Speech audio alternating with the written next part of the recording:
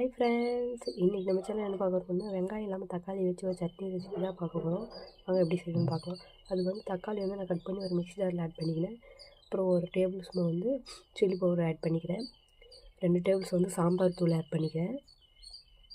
அடுத்ததாக வந்து தேவைக்கேற்றவை உப்பு நான் ஆட் பண்ணிட்டேன். இப்போ இது வந்து நம்ம பேஸ்ட்டை அரைச்சி எடுத்துக்கலாம். இப்போ வந்து அதை நம்ம ஃபைனாக அரைச்சி எடுத்தாச்சு.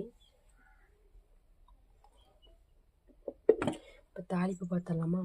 அதுக்கு வந்து ஒரு வடசட்டி வந்து அடுப்பு மேலே வச்சு அடுப்பத்தை ஆயில் ஆட் பண்ணிக்கலாம்.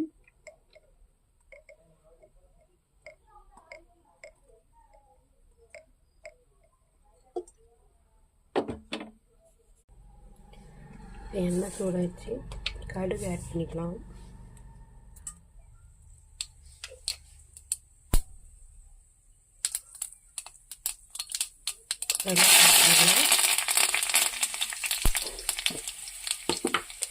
அரைச்சி வச்ச பேஸ்ட் இதில் ஆட் பண்ணிக்கலாம்.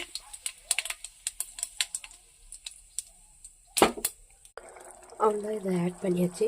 இப்போ அதை நல்லா கொதிக்கிட்டோம்.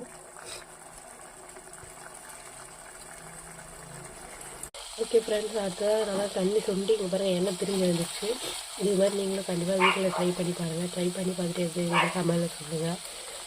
மறக்காம நம்ம சேனலை சப்ஸ்கிரைப் பண்ணுங்கள். Bye friends.